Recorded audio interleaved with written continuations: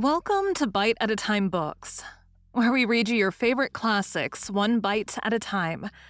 My name is Bree Carlile, and I love to read and wanted to share my passion with listeners like you. You can sign up for our newsletter at biteatatimebooks.com. You'll also find our new t-shirts in the shop, including podcast shirts and quote shirts from your favorite classic novels. Be sure to follow my show on your favorite podcast platform so you get all the new episodes. We're part of the Bite at a Time Books Productions Network. If you'd also like to hear what inspired your favorite classic author to write their novels, and what was going on in the world at the time, check out the Bite at a Time Books Behind the Story podcast, wherever you listen to podcasts. Today we'll be continuing Les Miserables by Victor Hugo. Chapter 6. Enjolras and His Lieutenants. It was about this epic that Enjolras, in view of a possible catastrophe, instituted a kind of mysterious census. All were present at a secret meeting at the Café Musain. Enjolras said, mixing his words with a few half-enigmatical but significant metaphors. "It is proper that we should know where we stand and on whom we may count. If combatants are required, they must be provided. It can do no harm to have something with which to strike.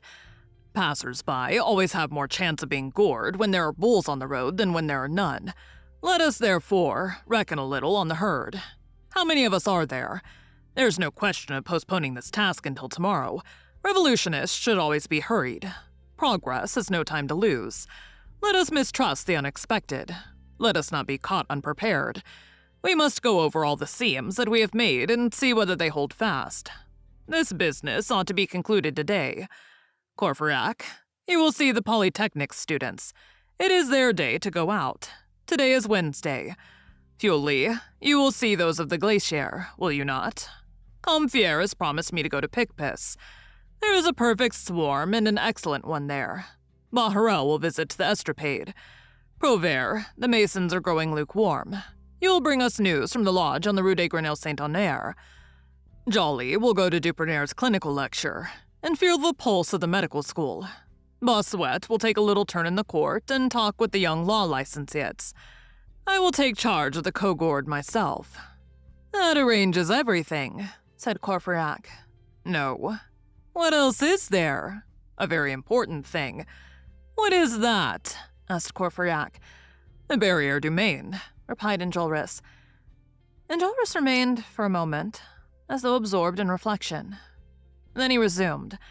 At the Barrière du Maine, there are marble workers, painters, and journeymen in the studios of sculptors. They are an enthusiastic family, but liable to cool off. I don't know what has been the matter with them for some time past. They are thinking of something else. They are becoming extinguished. They pass their time playing dominoes.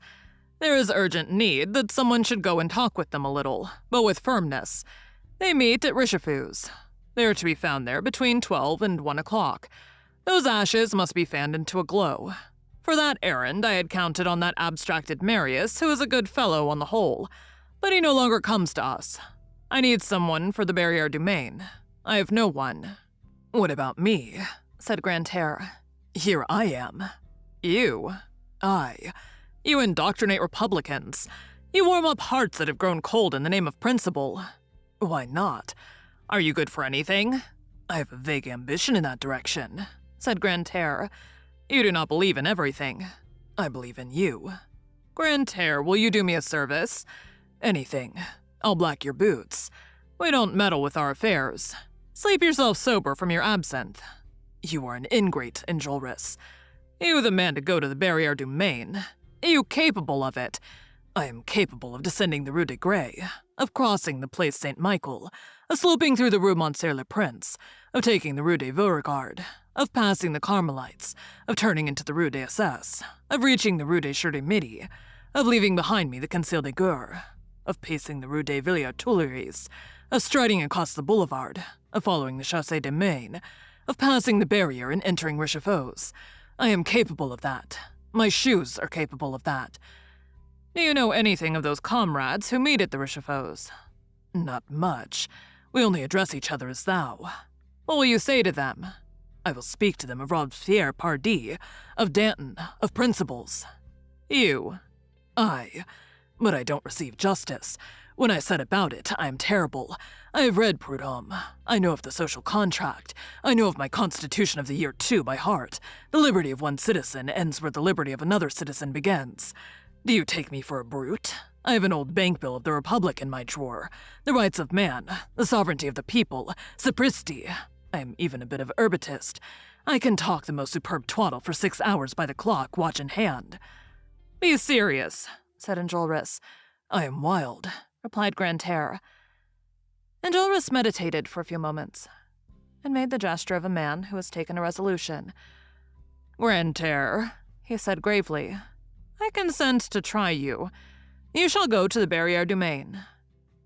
Grantaire lived in furnished lodgings very near the Café Musain. He went out, and 5 minutes later he returned. He had gone home to put on a Robespierre waistcoat. Red, he said as he entered, and he looked intently at Enjolras. Then, with the palm of his energetic hand, he laid the 2 scarlet points of the waistcoat across his breast, and stepping up to Enjolras, he whispered in his ear, Be easy. He jammed his hat on resolutely and departed. A quarter of an hour later, the back room of the Café Musain was deserted. All the friends of the ABC were gone, each in his own direction, each to his own task. Enjolras, who had reserved the Cogord of Aix for himself, was the last to leave. Those members of the Cogord of Aix who were in Paris then met on the plain of Issy, in one of the abandoned quarries, which are so numerous in that side of Paris. As Enjolras walked towards this place, he passed the whole situation in review in his own mind. The gravity of events was self-evident. When facts, the premonitory symptoms of latent social malady, move heavily, the slightest complication stops and entangles them, a phenomenon whence arises ruin and new births. Enjolras descried a luminous uplifting beneath the gloomy skirts of the future. Who knows? Perhaps the moment was at hand. The people were again taking possession of right. And what a fine spectacle. The revolution was again majestically taking possession of France and saying to the world, the sequel tomorrow. Enjolras was content. The furnace was being heated.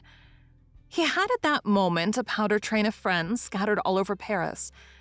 He composed in his own mind, with Combeferre's philosophical and penetrating eloquence, Feuilly's cosmopolitan enthusiasm, Courfeyrac's dash, Bahorel's smile, Jean Prévert's melancholy, Joly's science, Bossuet's sarcasms.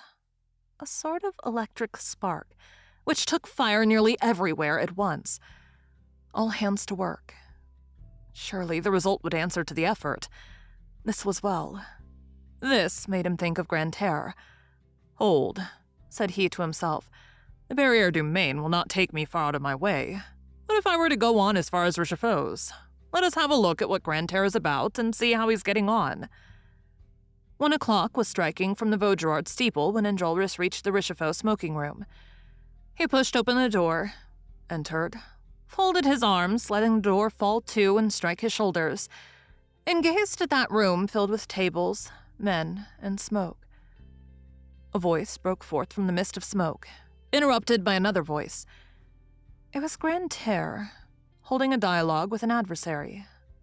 Grantaire was sitting opposite another figure, at a marble St. Anne table strewn with grains of bran and dotted with dominoes. He was hammering the table with his fist, and this is what Enjolras heard. Double 6, 4s. The pig, I've no more. You are dead at 2, 6, 3, 1. It's my move. 4 points. Not much. It's your turn. I have made an enormous mistake. You are doing well. 15, 7 more. That makes me 22. Thoughtfully, 22. You weren't expecting that double 6. If I had placed it at the beginning, the whole play would have been changed. A 2 again. 1. 1. Well, 5. I haven't any. It was your play, I believe. Yes. Blank. What luck he has. Ah, you are lucky. Long reverie. 2. 1. Neither 5 nor 1. That's bad for you. Domino. Plague, take it. Thank you for joining Bite at a Time Books today, while we read a bite of one of your favorite classics. Again, my name is Bree Carlile, and I hope you come back tomorrow for the next bite of Les Miserables. Don't forget, you can sign up for our newsletter at biteatatimebooks.com. And while you're there, check out our t-shirt shop. You can look in the show notes or on our website, biteatatimebooks.com, for the rest of the links for our show. We'd love to hear from you on social media. You can find us everywhere at Bite at a Time Books.